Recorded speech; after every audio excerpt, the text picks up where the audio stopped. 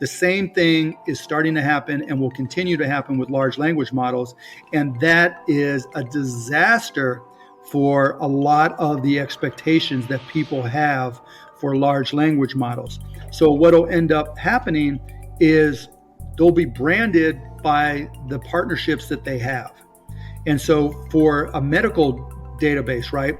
Sure, based off of what it already has, it'll pass the MCATs or whatever, right? And it'll do basic stuff. But every day there's new knowledge accrued in medicine. And the latency of that is important, right? And so I'm just using these hypothetically, I don't have any insights or anything. If I'm Cleveland Clinic and I think I'm creating new value every day because of the doctors and the research we do, am I going to give that to Bard and to open source Facebook and to Microsoft OpenAI? Or I'm going to say, look, I think we're worth $100 million a year. Mayo Clinic is going to say the same thing. Harvard's going to say the same thing. And so then all of a sudden, they're all going to realize there's not enough money for everybody to get paid. And then the prices will come down some and they'll rush to it a little bit to get up front. But you're always going to have a situation where something's excluded.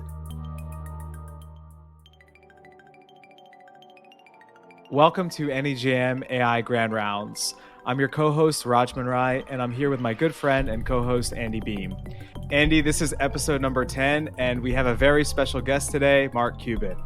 Mark is a man who needs no introduction. He's a shark on Shark Tank, the owner of the Dallas Mavericks, a businessman and investor who also has been quite outspoken on the thorny social and technical challenges in healthcare. We had a great conversation about Mark's work on lowering drug prices with the Cost Plus Drugs company, AI large language models like ChatGPT, and of course, basketball. Andy, I'm especially happy that you got to ask Mark Cuban a question about Skip Bayless and large language models, which is a sentence I did not think I would say this year or maybe ever. All in all, this was a really fascinating and fun conversation. Yeah, it was such a fun conversation, Raj, and I can't believe I got to ask Mark Cuban about Skip Bayless. However, what struck me the most, and what I think is Mark's particular superpower, is his ability to walk in a super complex space like healthcare and then instantly distill it down to a set of simple principles. For example, he talks about his company Cost Plus Drugs, and the product that they're actually selling is not drugs, but it's actually trust. They get consumer trust through radical transparency, and this is something that you almost never see in healthcare, and it's actually this trust is the thing that they're selling. When I heard him say this was a big light bulb moment for me, and I think, again, reflects what I think is a very unique skill set that he has. He also does the same things with large language models in healthcare. Consumers want trust, and therefore branded LLMs that have been vetted will likely win. So I may disagree with him on some of these points, but his ability to so clearly articulate his position provides really fertile ground to have that discussion. And just before we start, I wanted to provide a note to our listeners. As many of you probably know, Mark is a passionate guy, and just as a heads up, there's some colorful language at the end of this episode. So you might not want to listen to it with the kids in the car. And Mom, if you're listening, I'm sorry. The NEJM AI Grand Rounds podcast is sponsored by Microsoft and Viz AI. We thank them for their support. And with that, we bring you our conversation with Mark Cuban. So thanks for joining us today on AI Grand Rounds, Mark. It's great to have you on. Thanks for having me on, guys. Mark, let me also welcome you to NEJM AI Grand Rounds. It's an honor to have you here. This is a question that we always get started with, and please first forgive our AI puns. Could you tell us about the training procedure for Mark Cuban's neural network? Take us back to the early data and experiences that led you to where you are today, and maybe also touch on when you first got interested in artificial intelligence. So just from a tech perspective, I got a job out of college in Dallas at a software store in the early days of PCs. And about 9 months in, I was rolling and I got fired for making the executive decision to go out and close the sale. That's really what got me into tech. And the best part of it was to get the job. The guy asked me a simple question. You don't know the answer to a question. What do you do? And I told him, well, I do what I always do. I read the manual. And I don't have a problem reading the most mundane manuals.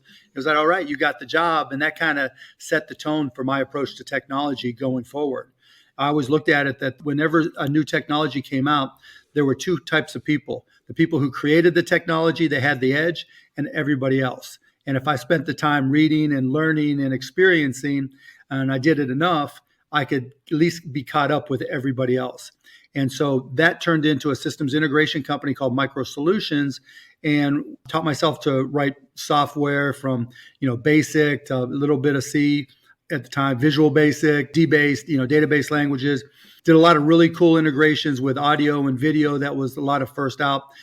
Became one of the first local area network integrators for Novell. And that's really where we made our money. At one point, way back when, I was the largest systems integrator for Token Ring for IBM. I mean, just on and on and on. Then I sold that to CompuServe, which was part of H&R Block at the time, and then took some time off, traded stocks, because it was weird. Back then, it's totally different now. People didn't really understand the technology they were buying. And so the fact that I was hands-on with local and wide area networking technology gave me a big edge. Then from there, my buddy from college at Indiana, Todd Wagner, came to me one day and said, look, this is the late 94, early 95, and said, look, there's this new thing called the internet that's happening. You're the tech geek that I know. We've got to be able to figure out a way to listen to Indiana basketball down in Dallas, Texas.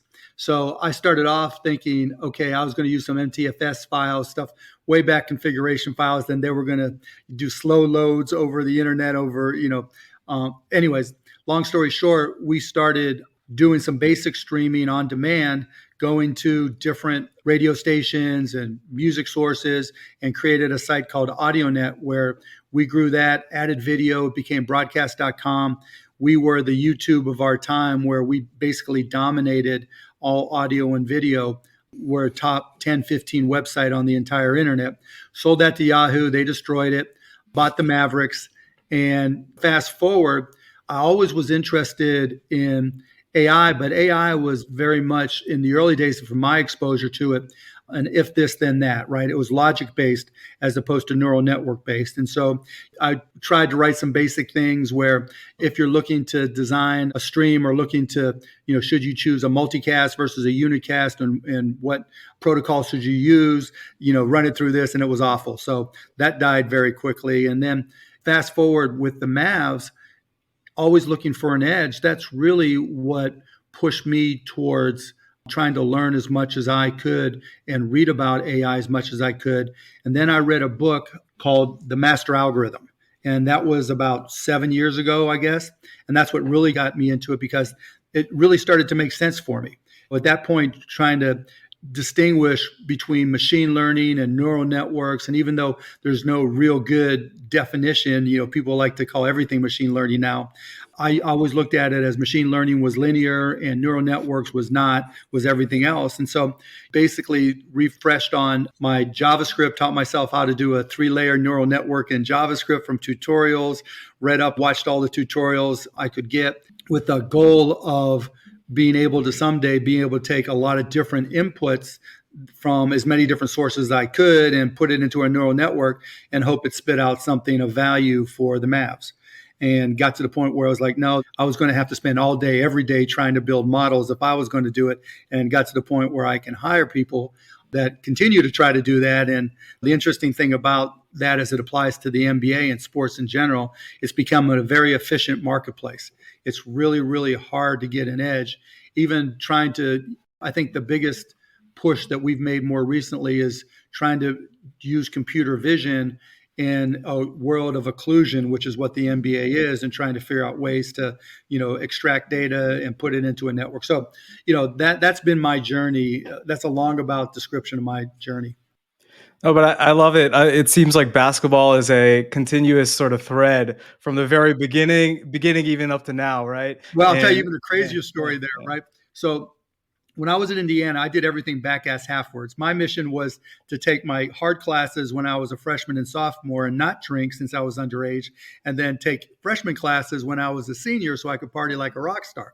And so I snuck in and was able to register for a graduate level, MBA graduate level statistics class when I was 18. And there was a prof by the name of Wayne Winston. And he always used sports examples, which made it easy for me to learn. Got an A in the class. That's not the point. Fast forward 20 years later, right after I bought the Mavs, I'm watching Jeopardy. And I'm like, oh, wait, that was my my stats prof that was just killing it on Jeopardy. Fast forward 3 months later, I'm at the Mavs Pacers game in Indiana. And I hear, Mark, Mark, Mark. And had I not seen him on Jeopardy, I would not have recognized him. And I saw Wayne, we got together, and he became the first full-time analytics employee for an NBA team. And that helped us when I couldn't even begin to tell you how many playoff matchups and got us to the finals in 2006. And that was long before anybody else. And we were just doing basic regression analysis. But for lineups, it was a big deal. And so that's a little fun aside story. That's cool. So, you've seen a lot of technology trends come and go over the years. How do you compare the recent rise in AI with previous tech booms like internet or mobile? I mean, it's all relative, but I think it blows them all away because it's consumerized much more quickly. So in the early days of the internet, it was hard, right? Trying to get people to understand what it took to set up just to connect to the internet. People forget you had to have a modem, which came with every PC. That wasn't a big deal. But you have to have a dial-up account. And most people's dial-up accounts were AOL or CompuServe or Prodigy. These things people don't even remember. But to try to get online, you had to have a TCP/IP client. You have to have an internet service client. There were all these steps that were difficult. And then when you got to streaming, it was the same way. You had to have all those clients to connect online. And then you had to have a streaming client as well. And then you had to find the right file to connect to, not like we see it today where it's all automated. Well, all of a sudden, up pops these LLMs like ChatGPT. And my 13-year-old son is figuring out how to use prompts to get out what they want. That's a big part of what makes it different. And that's a good and bad in a lot of respects as well, because it's so black box.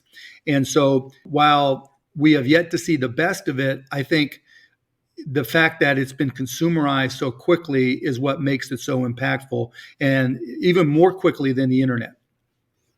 Yeah, I think that's well put. It's forgot the numbers, but something like 100 million users is the fastest time ever to 100 million users in a couple of days.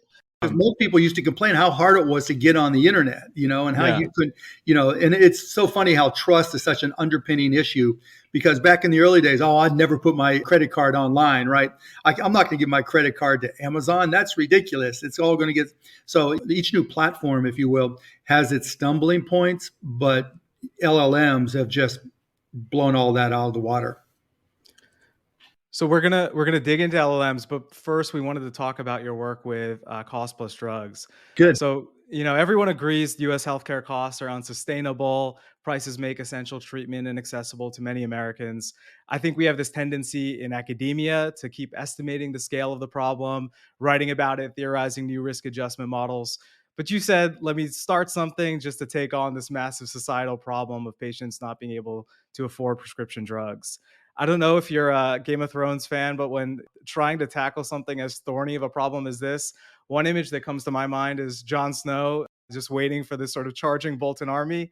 I think what's impressed me is your commitment to transparency and trust here. So maybe we could begin with you telling us about the mission as you see it of Cost Plus Drugs and how you got started, which I think I read started with a cold email you received from a radiologist. Yeah. So Dr. Alishosh Mayansky, a radiologist, sent me an email, and I've invested in a ton of businesses from cold emails. It's actually insane in hindsight. And he had a compounding pharmacy that felt like the pricing for generic drugs was out of whack. And by making them, we could save a lot of people a lot of money, but that was hard to scale. As I started digging in and doing like I did, reading the manuals across all these different elements of the industry, it became obvious that this was a business where the incumbents did everything possible to obfuscate everything that they could. And that they were really predicated on keeping things the way they had always been done, plus the obfuscations that they added. And to me, when you see an industry that hasn't really changed, it's usually the easiest to disrupt. It's just a question of where's the money and how can you create a business that can be profitable. And so after talking to Alex, the next step was, okay, what is it that would really segregate us and really differentiate us so that people would want to work with us? And the most obvious thing was transparency. There was not anything that would keep us from being transparent. That was just an industry step that the incumbents used to sustain profitability or increase profitability. So as we put together the idea, I said, okay, if we're transparent about our costs And we do a markup that we disclose so that everybody knows what the price is. Let's call it cost plus drugs. Let's go out and see if we can get that URL. We could, and we did. And so it's costplusdrugs.com. And it's really a very simple business.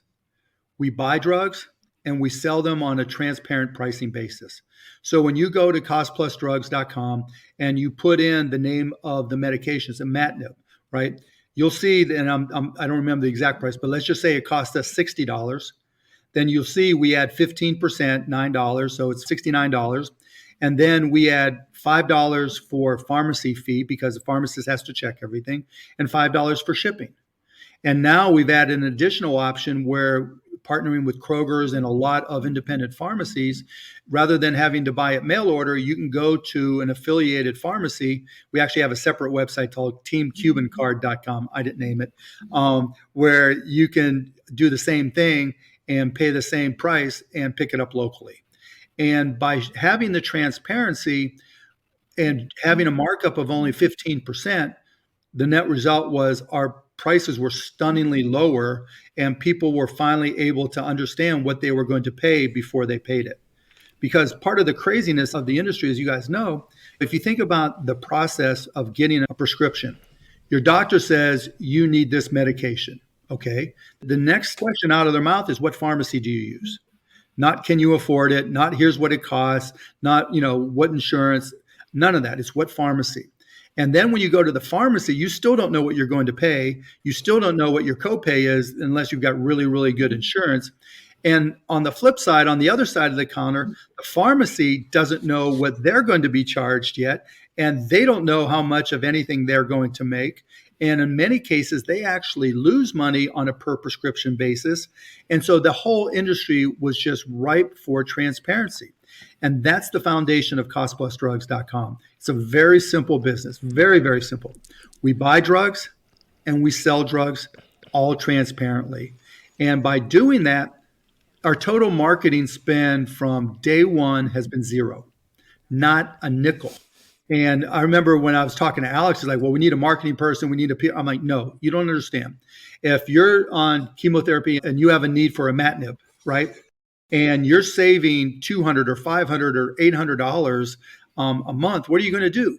Everybody else that you're going to tell because you're in the same Facebook community groups. You're talking to your doctor. You're talking to others in similar circumstances, and you're going to tell them because that's what we do. If there's one area where we're collectively aligned in this country still today, is in the distrust and the dislike of the financials of the healthcare industry. And so I knew everybody would speak about it. And so that's where we are at Cost Plus Drugs. You can go to costplusdrugs.com and buy there and have it mailed to you. You can go to teamcubancard.com and find a local pharmacy. And we're actually in the process of finishing a manufacturing plant in Dallas where we'll be making injectables of generics that are in short supply. And we're going to start with pediatric cancer drugs, which are horrifically short supplied right now and causing hospitals to do a lot of abnormal things and really, negatively impacting patients. Now, we'll have a capacity of 1 to 2 million vials, so we're not going to end the shortages. But once we can get this thing up and running, it's a great first step. So I think the thing that clicked for me when I saw you describe this was not like the business model. Okay, so we're gonna sell generics cheaper. So that's like the business model. But the thing that you said that really stuck with me is that's not actually our product. Our product is transparency. And that's actually our product is trust. And right. The way we build trust is transparency. Right. And so that to me was like the non-obvious leap here. And it made total sense when you said it. Is there something in your approach that's the abstraction that you make when you look at this very complex system that is the key ingredient that's missing? Or is that just like the Mark Cuban of it? Is that No, that's the key ingredient that was missing, for the reasons I just mentioned, right? You can't go to a pharmacy and know what the price is. And one of the benefits that's accrued from all this is now we've become the benchmark price. So that there have been studies done, Harvard and Vanderbilt, et cetera, where they've compared the price that CMS pays for various medications versus if they bought from us, and the savings, I forget, urology drugs, I think it was, the CMS would save $1.2 billion. For some specialty generics, it was like $6 billion a year. I mean, it's just insane. And you get example after example where it's just mind-boggling. I had a friend who was, tragically paralyzed and came to me and said, look, I've got to get this drug, droxidopa. And I lost my insurance, and they're telling me it's going to be $10,000 every 3 months. And I'm like, let me check. I mean, I don't know what droxidopa is. I'm not a doctor. And so I check it's generic and it's available generically. And so I have our guys go, look, within a day, we got the price down to $60 a month. Now it's even lower. And it's all because when people just let things get done the way it's always been done and nobody checks to see if there's a better way or opportunity, it just stays the same. And healthcare is like that across the board. And, right now, medications were the best place to start because you can inventory them. Generically, healthcare, you can't inventory a doctor, right? And just put them on the shelf and say, we're not paying you anything until we have a patient come in. I haven't found any doctors that work on commission yet. Yeah. And so, we'll get to healthcare and other elements of it, but medications were the best place to start.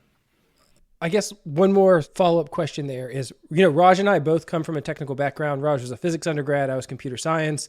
And for whatever reason, we found healthcare interesting and the problems worthy of study.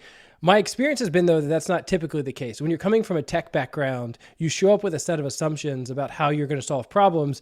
And then once someone shows you the full scope of the complexity, and it's not just technical problems, it's like a socio-political thing, a lot of people run screaming the other way.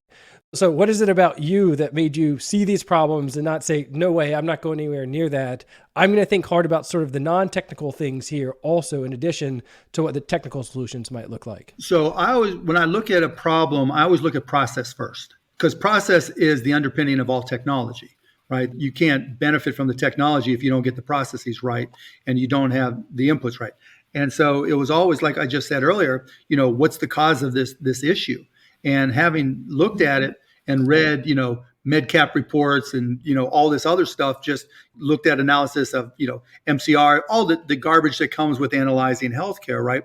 You start to realize that nobody knows anything. Everybody guesses. Even Medicare rates were sent from like a 1993 benchmark price amount that was just pulled out of thin air.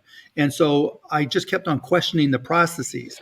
And then when you look at healthcare now, there's so many, like we saw a lot of them at the A to Z, A to 16 stuff, but everybody's trying to throw technology at a problem that's not really solvable by technology. You can gain improvements to the processes on the edges using technology, but it doesn't change the fundamental problems that are the real issues for healthcare. You see it as, for doctors and handling patients and the problems, but the real problems are the insurance companies, right? If you were to extract the insurance companies and how payers dealt with paying for care, 99% of doctors' problems would be over. It's only because you have to meet the goals and the requirements of the payers that the whole structure is bastardized. And so I've looked at different systems. I'm a big believer that we just dump insurance companies, which is not going to happen in the next 10 years, and replace it with means-tested payments to the government, right? Where the government acts as the insurer's last resort. And if you're making 2 times the federal poverty level or less, it's free. If you make what I make, then it's 100% of the cost no matter what, right? I just pay the bill and everybody else is means tested in between. It may be 2% of your income, 5%. And then when you pay it off, you pay it off. And if it's something that's especially medication or therapy, and it's outrageous just in terms of being expensive, not outrageous in terms of value, then, we put a threshold above which you don't have to pay. And the government just picks that up because taxpayers pay for illness of everybody in this country. No matter what. You pay for it on the front end or the back end, and it's just a matter of modeling it to figure out the best way to do it. Did I understand that correctly, or do I hear Mark Cuban advocating for something that sounds a lot like single payer? No, it's not, though, because the difference, single payer is nobody pays, right, other than your tax. A graduated single payer system, though. Right, it's means tested. Yep. Right, so that everybody that makes over 2 times the federal poverty level would pay on a means tested basis, some percentage of their income as they use the system. And the reason you do it that way, if you start reading, as I did like an idiot, some of the proposals for single payer, the first thing it says at the beginning of every federal proposal is it's created, run, and maintained by Health and Human Services, HHS. And whoever is in charge of that is a political position. So that means every 4 years, there's going to be somebody trying to modify what single payer is or Medicare for all is and how it's defined. And that's going to be a disaster. So you have to look at the processes from, like you mentioned earlier, from the socio-political side and trying to anticipate what those problems are going to be. And you're always going to get a problem where every 4 years, somebody else has a new way of doing it, which you can't put patients in that position. But if you make it from to paraphrase, to your need from your ability to pay, right? It's every day that you normally hear billionaires quoting Karl Marx. So no, it's great. Yeah. But I got into it with somebody who really leans far right in terms of how do you deal with healthcare, and I just try to convey, as much as you want to apply empathy, it's just a math model, right? We're paying for it, every bit of healthcare and wellness that we've experienced in our lives. For everybody in this country, we pay for it one way or the other. We pay for it via education. We pay for it end of life. We pay for it not having primary care, whatever it may be. That cost gets picked up somewhere, and it's possible to model that. It's just not easy, right? And so maybe that's a transition to AI, because being able to ingest a lot of this data and trying to extrapolate where what data is relevant is such an enormous project. Maybe that's an opportunity and an application. Mark, so you've run a lot of organizations, but correct me if I'm wrong. The pharmaceutical industry was not a major focus area for you before cost plus drugs. So you're jumping into this area, with this plethora of arcane acronyms, PBMs, ICDs, CPTs, PDPs, HSAs. And, as Andy mentioned, right? Exactly. So our listeners won't be able to see it, but we're all sort of like shrugging. This just is acronyms. Sports has a lot of acronyms now, particularly with analytics, right? Yeah. It is nothing compared to the pharmaceutical. So it's complexity, right? It's complexity and it's human created and obfuscation. Like it's a lot. And obfuscation. Yep. But so, exactly as Andy, I just want to spend another moment on this before we jump into the next topic. Andy said that we see all these people come very smart from math and physics and tech and computer science, and then they just get overwhelmed and sort of disillusioned and run the other way. I think you said it, which is you just read, right? You read the manual, you talk to people, you learn, but what could you tell our listeners who are intending to do good in healthcare, but just get overwhelmed by this complexity and don't even want to bring their skill set to solving these problems? You ignore it, right? You don't try to change what's already there. You try to reimagine what it should be. And can you get there? So that's been part of the problem with a lot of the investments in healthcare. They try to take what appears to be on the surface the obvious application of new technology to gain better results, right? I'm going to use telehealth. I'm going to use the internet. I'm going to use this. I'm going to use that. There's so much money in this industry across all the facets of it that it's possible to make money on the edges. And if your goal is an exit, then this is a great industry to do things on the edges in order to get an exit, because the incumbents will buy you to avoid any potential competition or other issues, right? So from an exit perspective, it's a great industry to get into for a technologist. But for a disruption perspective, you have to ignore everything that's going on, knowing and just asking yourself, can I do it better if I were going to recreate it today? And the crazy part is, if you go back in history, 75 years, they're doing exactly what we're doing, right? You'd go to the pharmacy, the pharmacist purchased it from the manufacturer, and they'd show you the price and they'd sell it to you, after the doctor prescribed it. It was super simple. And for medications, it's the same. For healthcare, it's kind of the same way too. I looked at potentially buying a hospital in North Texas, and with the idea going back in the day where the origin of insurance was a local hospital would charge all people in the area X number of dollars per month as a backstop in case there was some care that they couldn't afford. And then it just got complicated, right? And then when there were price freezes, it became a benefit for a workforce. But why couldn't we go back to that original model where you get rid of the insurance companies and you take a hospital and you look at all the costs, and you don't have all the, what they say, 20 to 25% of cost in healthcare administrative costs, and you don't have those costs, and you just simplify it. And you go to the community, and you go to the individuals, you go to the families, and you go to the businesses and say, look, local business, instead of you pushing your people through the ACA, or instead of you self-insuring or you buying healthcare, we're going to charge you $200 per family per month, whatever it is. And we're going to go get reinsurance behind that, which is an extra however much. And then we'll make the numbers work. Well, the problem was, when I looked at this hospital, there were so many extraneous things that they were already doing that it was impossible. The biggest challenge is, how do you determine what services are needed? Do you need gynecology, and obstetricians, or do you need an ICU? And so I wasn't qualified to do that at this point. But I just think a simplification is going to be what changes healthcare, as opposed to trying to improve the processes using technology. I don't think that's the end game. I think what I'm hearing you say is that a lot of action in this space is essentially retrofitting. Like, you have this outdated house, this outdated building, and you're trying to retrofit something onto it for a house that maybe wasn't made for electricity or plumbing. And forget that, just build a new house. You just build a new house, right? People, it's really easy to understand people's motivations when it comes to healthcare. They want to be healthy. And when there's an issue, they want to be able to get healthy at a price that doesn't wipe them out. They'll even pay more if they feel safer and trust it and think there will be better outcomes. But there's nobody you can trust. That trust is missing, and you're not going to go into the existing system and find somebody who makes $75,000 or $40,000 a year and put them in that system and say everything's okay and have them believe you. That is just not going to work. But if you do it in a transparent manner and create a hospital and say, here's all my costs, here's my P&L, and here's my general ledger using accounting terms, right? And I'm going to make those open to everybody without showing personal patient information.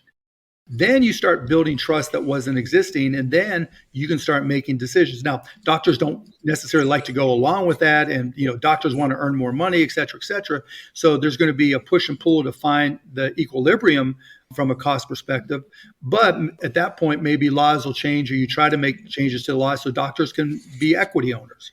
Yeah. Or even patients, even your patients in that community can be equity owners. There's no reason, if you open up a hospital, that everybody within a 10-mile radius that becomes a subscriber and is paying their X dollars per month, you can't allocate a third of the equity to those people so they participate in any appreciation.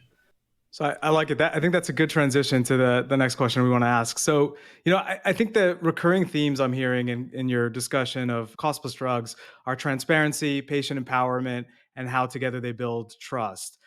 I want to stay on those meta themes, but switch gears from cost plus drugs to another topic, which I think will also move us right to AI. So, this is the idea. It's very important to me as a researcher to, Andy and I discuss this, work on this. And a lot of researchers are working on this today. And this is the idea of what's normal in your health exam, including in your blood labs. So our listeners can't see this, but normal, I'll put in quotes here, right? Because it's very much debated and misunderstood in medicine, even for these routine markers that are used every day. So you commented on Twitter a few years ago, you knew it was coming. You knew it was coming. And I got torched. Yeah. So I want to discuss that. So you commented that we should all get our blood tested broadly and quarterly to have our own baselines. I qualified it. If you can afford it. So you got some pushback, and one concern was that this would lead to false positives. Abnormal test result would lead to another test, anxiety, potentially a procedure down the line you don't need. So Andy and I, as he mentioned early on, we're postdocs sitting in lab discussing this feud of Mark Cuban with all these doctors. And we just started analyzing it and thinking about it. And then we spent maybe a day or two just talking about this debate. So what's interesting to me is that if you had said something in a similar spirit that wasn't a testing policy, but was instead about medicine's ignorance of what normal baseline variation is or what population prevalences are, I don't even think this is news. So, who are those comparable demographics we assume are on our blood reports? Is it people the same age and place of birth? Is it It's people who not. can do, it's not, right? Is it people who can do one-legged fadeaways like Dirk? No, that's a silly example, but this is a real fundamental problem, right? How do we define normal and what is normal? We're having this big conversation around the misuse of race as a way of indexing your normal variation. So it's actually shocking to me that we make so many of these decisions in medicine without understanding normal variation or assuming certain group characteristics are kind of the stand-ins for the individual person. So forward-looking question for you, maybe now, and as we move into talking about LLMs and GPT-4 and its descendants, can you see signs that point us to a reality in medicine that is more welcoming to data to inform clinical decision-making around normal variation? Yeah. Look, as you walk down the street up there and look at how many people have iWatches. Yeah. You don't buy an iWatch to tell the time. Yeah. It's the data accumulator that goes into your eye health, right? And now you're able to look in things like gait. I mean, I got to get my 1,000 move points every day or I feel like I failed, and so that's your indication that people are willing to do it. Now, that's not cheap, right? And there's also the risk for false positives. But even if you have a symptom and you go into a doctor and get a blood test, you have a greater risk of a false positive having a more dramatic impact, right? Because that false positive hopefully is random. And it's just as likely going to hit you on your singular test as it is if you have a series of tests. But with that series of tests, you know what the outlier is. And so like I mentioned back then, I didn't know I had a synthroid problem until I saw my TSH scores start to scale up. And so it got me ahead of the game. And so again, not everybody's going to be able to afford it. And then going on another tangent, I was at an event that Elizabeth Holmes was at, and she was talking about it. And so I connected with her, and she invited me to see everything and potentially invest. I'm like, no, I'm not going to invest because you broke all these rules of business. She had this huge building and all this security for a startup. I'm like, something's wrong here. And then I saw she was running her blood analysis on Windows 7 servers. I'm like, but anyways, but that concept, right? I love the concept because just a pinprick to be able to get your blood drawn. And I get my blood drawn every 3 to 6 months to this day. And now, as you were alluding to, there's more markers. There's companies like Grail that are coming out, and we'll all just get smarter as these things start to happen. But you can't just dismiss it because you don't trust your fellow doctors to be able to analyze the data correctly. And that's what this comes down to. I'm smarter than you. Now, I understand for big populations, you have to be able to deal with the socio-political issues because you don't want to have people feel like they're marginalized because they can't get their blood tested. And so there's a balance there as well. But again, it's becoming more affordable and we're making bigger investments in managing our own data. And I think getting your blood tested is just a natural progression. So I admit to not having Karl Marx and Elizabeth Holmes on my bingo card for this conversation. But I got more. Just wait till the lightning round. We'll really open it up there. Before we get there, though, I want to switch gears and talk about LLMs and specifically their applications in healthcare. So, as you and I talked a little bit before about the emergence of ChatGPT, borrowed from Google, and now there's this whole ecosystem of LLMs that are reshaping large sectors of the economy, large sectors of science. So before we dig into those applications, I'm actually just curious, given your sort of penchant for productivity, how do you use them in your own life right now? Not as much as I expected to, honestly. I use them more as a typing hack. Where, okay, I know I'm going to have to type a lot, whether it's a plan, whatever it may be. So you use the prompt and it spits out something that's, 5 pages at a time or whatever. And that saves me a whole lot of typing. I don't use it as much as a search engine as I did at the beginning because you can't go back to the sources and I don't know when it's lying. And so at least I can look at in a search engine, and I always use this example, are vaccines safe or COVID vaccines safe? And I can look at the authors and look up their history in a search engine. I can't do that with an LLM. And so it's mostly for silly stuff or to write a business plan or to kind of act as an adversary, pick apart this business or, how would you compete with cost plus drugs? Because I analogize it to, I used to love to walk through bookstores, back in the day because I couldn't afford to buy the books. but I would sit there and glance through them because all it took was one idea that helped my business, and it was well worth the time. And if I was able to buy it, buy it. And LLMs are a lot the same, where beyond the typing hacks, you might just get one rudimentary idea or one advanced concept. Now that's for the stuff I do. If I was a programmer, it's a whole different beast now, particularly with the tools that are available. If I was teaching myself to program and starting to get in that, I'd be all over ChatGPT. And so maybe it's worth cutting right to the chase there. Do you think that we're in a hype bubble for LLMs? If you start with this like huge, it's your search engine, it's your everything, but actually it's just a better sort of grammar check for me, or, you know, text generation when I'm writing. And maybe it's worth qualifying for your average person. I think we'll go into the scientific verticals later, but for your average person, have we oversold what current LLMs can do? Yes and no, right? So let's put in terms of college kids or high school kids, right? I like it, and I tell my kids to use it, because if you don't have domain knowledge, you're going to look like a moron. If you ask it to write a paper about the Civil War and it gives you the dates 1961 to 1965, and you don't catch it, Also, some high schoolers are putting in, like, as an AI language model, I cannot tell you blah, blah, blah, blah, blah as the beginning of their essay too. So right. You got to filter that stuff out. Yeah. Right. You got to filter stuff out, and there's ways to, deal with the sensitivities and all that kind of stuff, right? To game it in some respects. And kids will get smart like that, but it doesn't change the hallucinations, particularly in the more complex things. Like, I have a company called foodguides.com, which is for people with acid reflux and similar issues, and just a way to find foods and stuff that are safe for you. And we put together an LLM as a test there, and we found that if somebody nested more than 5 questions to the prompt, it always hallucinated. So we had to put a limit to 5 questions. And you're starting to read more research that says the exact same thing. I don't mind it for kids or everyday people, if you will, because as long as you understand that it hallucinates and you have to check your whole card. I have a semi-spicy take that I think hallucinations are this like transient issue. And that essentially it's an engineering problem that we haven't solved yet, but I feel pretty confident that in the next 2 years, we will have mostly solved it. So it depends on how incremental information is ingested, right? So right now, everybody's using vectors to try to look up databases, because that's the simple, just regular database lookup, right? I need to access this piece of information, who was the president, and it just looks it up, right? But that's not really knowledge, and there's no wisdom associated with that.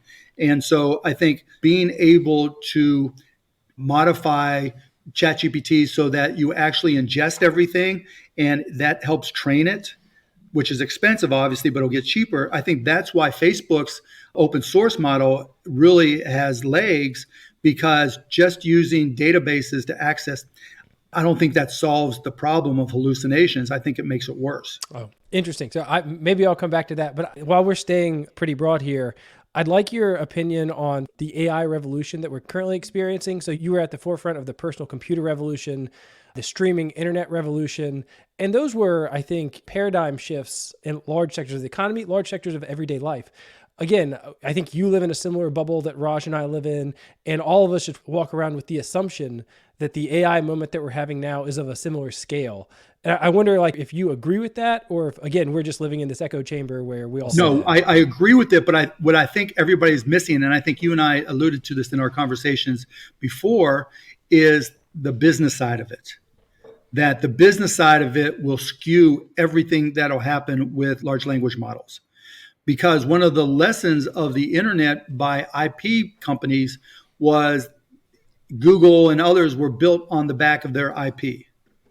If Google was not able to spider everything, if the Wall Street Journal and the New York Times and every newspaper in the country, turned spiders off day one, search engines wouldn't be that valuable, would they? Right. And having talked to people at Microsoft, and others who are working with LLMs, their perception is, well, we'll just spider away. And you saw Sarah Silverman sue. You're seeing the music companies. You're seeing a lot of IP owners work together, even though the New York Times extracted themselves from a group that was doing that. And this also applies to medicine in particular. People are not just going to contribute their IP. As a result, when we were starting AudioNet that turned into broadcast.com, the early days of the streaming industry, just like the early days of the internet, people gave us all their content because they wanted the reach. They wanted to be able to reach people that were online that they otherwise couldn't reach with a newspaper or a radio station or whatever. And we would say, look, radio station and then TV station, you can't reach anybody in the office where there's broadband. And so give us your content. We'll show you the numbers that simultaneously you'll listen, and you'll know your extension on reach. And then they got to the point where those numbers were big enough where they said, well, shoot, I'm not going to give it to you anymore. You're going to have to pay me, or I'm going to keep it myself because there's value. The same thing is starting to happen and will continue to happen with large language models. And that is a disaster for a lot of the expectations that people have for large language models. So what will end up happening is they'll be branded by the partnerships that they have. And so for a medical database, right? Sure, based off of what it already has, it'll pass the MCATs or whatever, right? And it'll do basic stuff. But every day there's new knowledge accrued in medicine. And the latency of that is important, right? And so I'm just using these hypothetically, I don't have any insights or anything. If I'm Cleveland Clinic and I think I'm creating new value every day because of the doctors and the research we do, am I going to give that to Bard and to open source Facebook and to Microsoft OpenAI, or I'm going to say, look, I think we're worth $100 million a year. Mayo Clinic is going to say the same thing. Harvard's going to say the same thing. And so then all of a sudden, they're all going to realize there's not enough money for everybody to get paid. And then the prices will come down some and they'll rush to it a little bit to get up front. But you're always going to have a situation where something's excluded. And I don't know when we get to the point where whatever it was that a doctor came up with based off of a patient or research experience, that the AI will figure that out without that experience. So it's interesting because I think like many other people, I think of LLMs as like the new search engine, and therefore the trajectory of Google is the right model. But I think what you're saying is actually the right model is like Spotify. So Spotify didn't solve the technical was a prerequisite, but the licensing deals that they struck with content creators and music and record labels was the enabling factor that made them successful. And I think that's what I hear you saying, right? Yeah, and they're still losing money, right? All these years later, and those content providers keep on raising what they charge Spotify. And Spotify finally raised their prices after trying to absorb it. And so you're exactly right. And that's a better way to put it than I've been putting it, because why wouldn't you if you're a content owner, if you're an IP owner? And then you have the Taylor Swifts of the world that just walk away and renegotiate an entire... just re-record everything and now it's hers, right? In particular, for an agent that I use for content and entertainment, I'm like, hey, I'm willing to license my voice, right? I'll record whatever. And I'm an investor in a company called Synthesia.io, which does a lot of that, right? And so I record stuff for them where you can have me say anything you want in my voice. That's very handy for us in this interview. Right? I like the answers that you get. This is the best podcast I've ever been on. As long as you pay the commercial rate, I'm good with that. But you get the point, right? That this is not a direct line like people expect it to be, because IP drives it. And as much as we don't know what that neural network's going to create for the LLM, right? We do know that if there's something that's excluded from it, the chances aren't great, unless it's very horizontal in basis, that it's not great for that model to get there. Mm-hmm. And that while it may or may not hallucinate relative to that IP, it's going to lean one way or the other in terms of what it does output to prompts. And so that's like a comment on where the raw inputs are going to go. But I think I also hear you saying that like branding, getting back to your sort of central healthcare thesis, is also going to be a trust mechanism for patients. Yes. So if I, why am I going to trust random Joe Schmo's LLM when there's a Cleveland Clinic LLM that has been vetted trained on that data? And then it's going to be Mayo versus Cleveland versus Harvard versus you name it, or they partnered or we partnered, just like you see now with research in different projects, right? And there's a reason why those places pay premiums to, guys like you to go work for them, because they want that brand and trust, and they want the best they can get. And no matter what we do with LLMs right now, there's a huge difference between knowledge and wisdom. And we have no basis on which to judge wisdom being output from an LLM. Yet. Could I get you to tell me the difference between knowledge and wisdom? Sure. Knowledge, have I said this to you before? I know. This is one of the things that I didn't get to follow up on the last time we spoke. Okay. So knowledge is knowing that a tomato is a fruit. Wisdom is knowing not to put a tomato in a fruit salad. I Interesting. heard that from a rugby player guy. I'm gonna have to meditate on that one for a while. But I don't. Am I wrong? No. Have you ever seen a tomato in a fruit salad? Does nope, I have not seen tomato in a fruit salad intentionally. That is wisdom. Okay. You have to know to be able to take fact, So take knowledge. To use a computer science metaphor, it's like integration tests versus unit tests or something like that. Something like that. Okay, so I guess one thing that I'd like to ask your opinion on before we move to the lightning round is I think you've clearly shown that you don't need AI to lower healthcare costs. But I'm curious if you think that, that's one of the things that we all agree that we have an unsustainable healthcare system. Something has got to rein in costs. Is AI at least a partial solution to the runaway healthcare costs that we have now, or are they going to make them worse? Because I can imagine a scenario where now you have an infinite billing machine. You can run infinite tests, and that could be... It's not even the billing machine. It's just who is the payer and how do they make determinations about the services they offer and what they charge. And the payer makes those determinations. Here's what I'm going to pay, and here's what I'm going to pay for. And AI is a complexity in a medical environment that allows them to obfuscate. Look, the ultimate black box is their ultimate dream. We can't even determine sources right now, right? I mean, you can at some levels, but right. So your best answers are the ones that come from your most expensive assets, whether they're researchers, doctors, whatever it may be. And those are the ones you're going to charge the most for. There's no system within that. There's no environment within the health care system where the processes are so efficient that people are going to charge less. Got it. Okay. I hope that that's not the answer, but I think that you're probably right. I think there's an opportunity to change that, but that goes back to the building the house, right? Right. You got to build a new house that's designed with it. And I think people will try that. You're seeing more and more cash-based care centers that I think have the right idea. They just don't, it's because you can't inventory doctors who aren't being used. That's the catch-22. Right. Got it. Okay. So I think, Raj, unless you have any follow-ups, I think it's time for the lightning round. Let's go.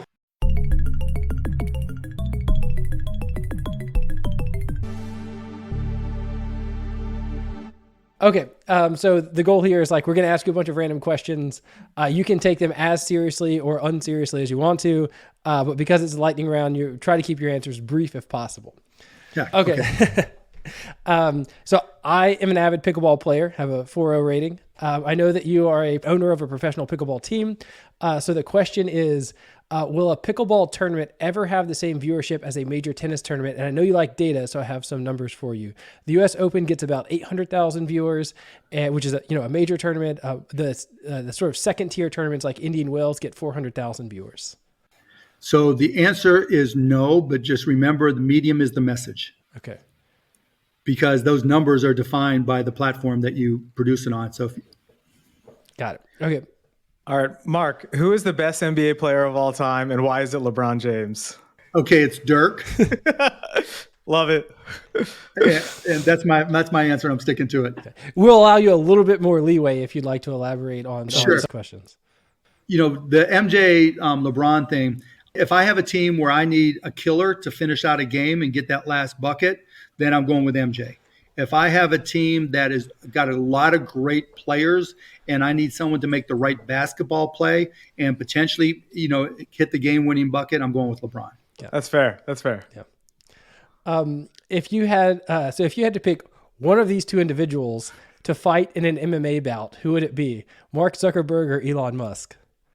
I'll go with Mark because he's training. I mean, training's everything. Yeah, but I'm saying you yourself have to fight one of them. Who would you? I don't care. I'd kill him either.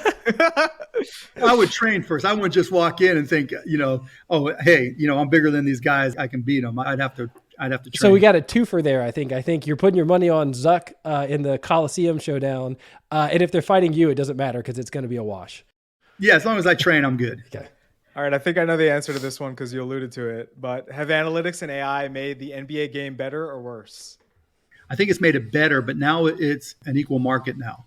It's almost impossible to get an advantage. There's not new data. There's nothing. So you've seen everybody adopt pretty much the same approach to basketball. So a uniformly better product, but now there's essentially no like information arbitrage opportunity because, okay, got it. So I've wanted to ask you this one for a long time, but which NBA commentator could be most easily simulated by a large language model, and why is it Skip Bayless?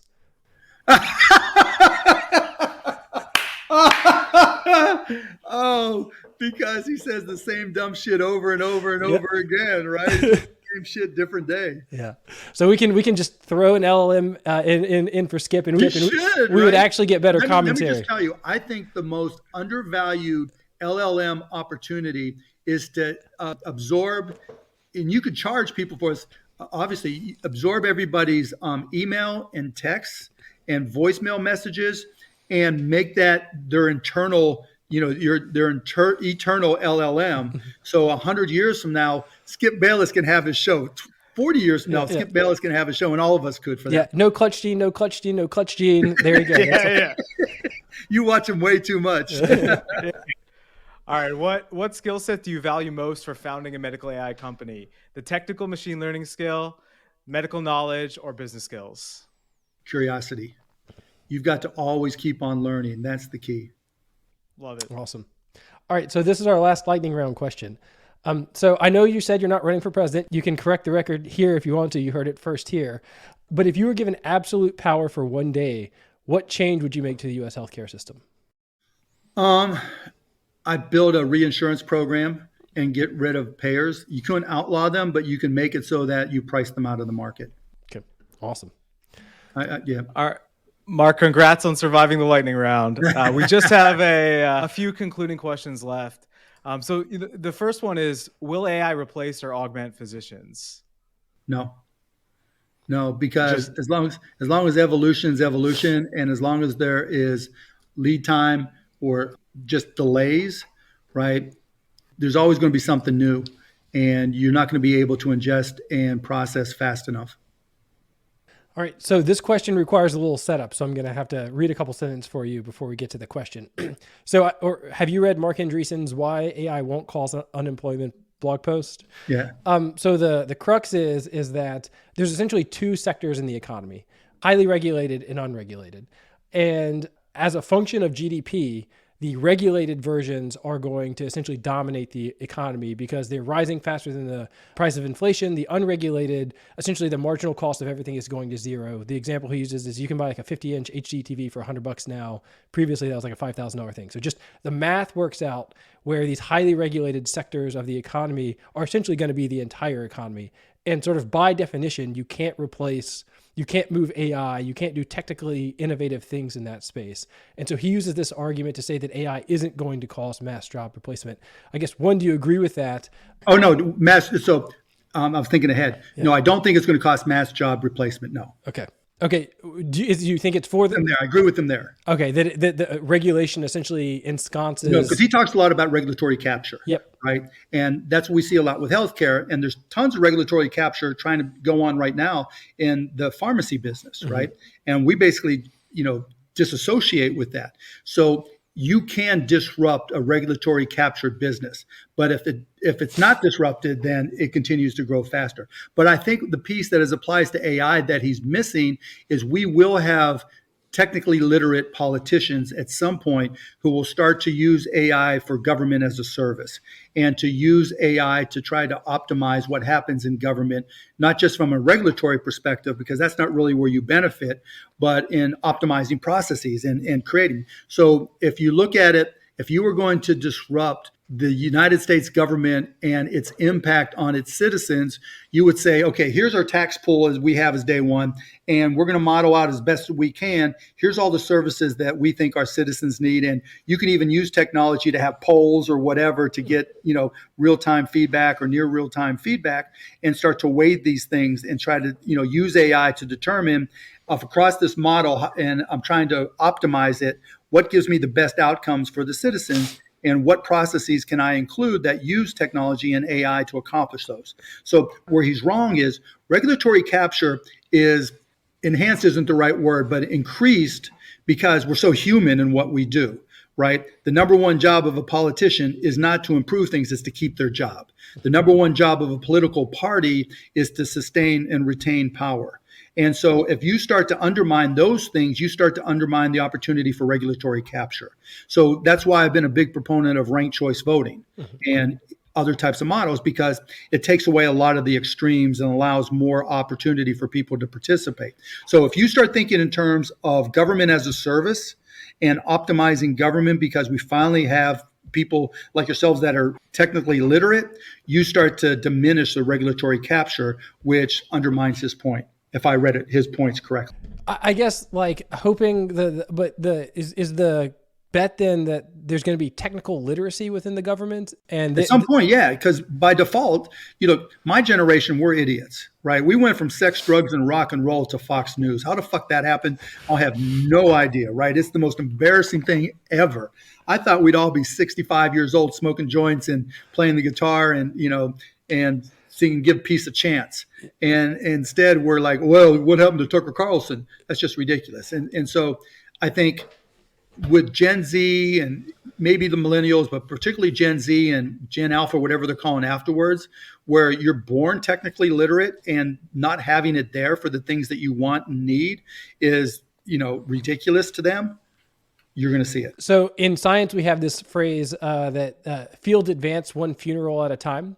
Is that there will be some luminary who makes some discovery, and essentially the field is captured by the ideas of. I don't think it's a luminary discovery. Sometimes it's just cars came around and people realized cars. The internet came around. The internet was not some discovery. AI was not some discovery, right? It was somebody productized it, and somebody will productize government as a service and say, look, all these things that you do right now that are ridiculously difficult or take a lot of time and money to automate, we're going to simplify that right now. We're going to be able to look at your existing. So I'm going to ingest the entire state of Texas, every single one of your websites. I'm going to take all the code from all the software that's behind it and everything that you do on a technical basis using software. I'm going to ingest those into this large language model, and I'm going to give it prompts to say, take all that information, take the data that we have for our citizens, and output a new platform, a new product that accomplishes all the same things on a least cost optimized output basis.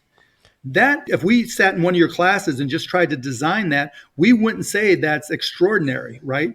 We would say that's a normal potential program to try to create. That's what's going to happen. Isn't this just like healthcare, though, where we have the technical solutions, but there's regulations that dictate you have to take the minimum bid, so contractors will underbid? That's because of the politicians, right? As long as you've got the system that we have in place. Who's the dude that lied from New York that lied about everything? Santos? Santos, right?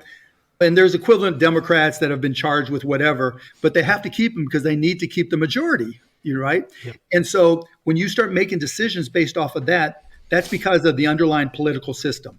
If you want to destabilize all these downstream issues that we've just talked about, you have to change the political system. If you look at where there's ranked choice voting, that's where you saw Republicans vote against Trump in the impeachment, right? That's where you see them vote against other issues that in other Republican locations, you wouldn't see that. So looking at disruption, you have to look at the underpinning of the problem.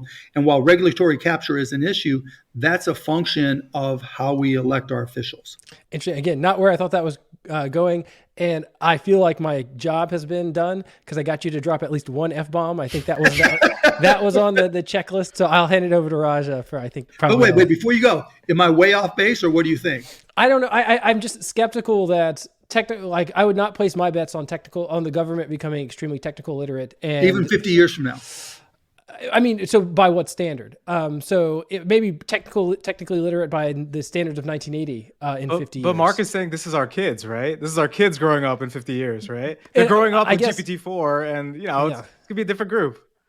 Yeah. Yeah, I mean, look, all it takes is one somebody going in that's literate on GPT-4 and saying to the local university, here's access to everything that we do online, and here's all the software that we have. Going back to COBOL, going back to assembly language, whatever it is, I want you to import all this software and spit it out in Python or whatever it is, right? And what the most optimal output is. That's not hard. It's not simple, but it's Right. not hard. It's not technically hard. I agree with you there. Yeah. And also, that's the point. All it takes is one person. All it takes is one person who's literate enough to say, fuck, why wouldn't we do this? Yeah. Now, if I did run for president, that would be one of the first damn things I would work on, right? Because that's... If I may, Cuban 2024, fuck, why didn't we do this? Let's do it right. Let's get this shit right. All right, so we have one last question, and I mean, you might disagree with the premise actually of this question, but I'm hoping you can leave us on a note to bottle up some of your energy and do good things in medicine and healthcare. So I think you've said that the most important talent that you have is your ability to sell. Can that be taught, or is it like humor and it's something that you've either got or You can teach people to sell. It's really easy to teach people to sell. And selling is really a simple proposition. How can I help you? Just all the things we just talked about in terms of politics and regulatory capture. The hard part isn't the technology. The hard part is selling it. And once you teach somebody that it's not about, selling ice to Eskimos, to use a poor phrase, but it's about here's your needs and let me make sure I understand your needs. And here's how I think I can make your life better. That's what we did with costplusdrugs.com, right? We didn't really invent anything. We just made it transparent, and the selling takes care of itself. As long as people trust us, it sells itself. So I think selling can definitely be taught. All right, that's what I was hoping you were going to say. Go ahead, Andy. Yeah, I might want to ask just like one follow-up question, and just because I'm curious how you keep this going. So you have been so successful at selling. Obviously, you've had a lot of success in business and in other sectors. My experience has been that when people reach a certain level of success, they run out of people to challenge them. But it seems like to me, at least based on following you on Twitter, that hasn't been a problem for you. So how do you make sure that there's still enough people around you who can challenge your ideas and you're not just surrounded by yes men? I'm never surrounded by yes men. I mean, I'm so competitive. I'm always looking for a game. Now, my basketball game's not where it used to be, so it doesn't take as much to challenge me there. But intellectually, I'm always looking for a way to challenge that's why I do stuff like this, right? And that's why I asked you, what do you think? Because I don't want someone just to agree with me. I learn more when people disagree with me. And it's like going back to that blood thing on Twitter, back in the day, or doing it now, or calling out Elon or calling out whoever. It's unfortunate that it brings out the trolls, but it's still, there's still value there. All right. Awesome. Mark, thank you so much for being on AI Grand Rounds. This was a real pleasure. Yeah, this is fun. I really enjoyed it, guys. Great. Thanks for coming. We had a lot of fun too. And I'm so glad I got to ask you about Skip Bayless, because that's one of my favorite YouTube clips of all time. You just completely not on my card to be asked about Skip Bayless. That when the Mavs beat the Heat in 2011, and then you went on the show and it was great. You torched him. When that happened, yeah. I had a picture of my son who was like 2 at the time. And I forget exactly what it said, but I used it to call out Skip, right? He's like, come on the show anytime. So I happened to be in Miami where they were filming. And I'm like, okay, I'll come on. And I started talking, and I kept on waiting for the hammer to fall, right? Because they prepare for these shows, and him and Stephen A were on there. And I figured at worst, Stephen A is going to try to rip They just do vocal cord warm-ups. Like they just shout. They don't actually do like information. He's like, no clutch G, no clutch G, and then blah, blah, blah. You're no like, clutch G on Skip, or those guys. And then like LeBron when I got into the frozen water, whatever, right? Oh my God. I really expected something. I kept on, trying to stay on my toes because they were going to hit me with something, and just never came. Awesome. Great. Well, thanks again, Mark. This was great. I really enjoyed it, guys. Have me on again. Thank you. And let me know the feedback. Let me know the feedback you guys get in terms of, he's an idiot. Because if someone thinks I'm an idiot, I probably am, but I'm willing to learn. Yep. Right. Just so whatever feedback you get, let me know. Will do. Appreciate it, guys. Thanks. Thanks.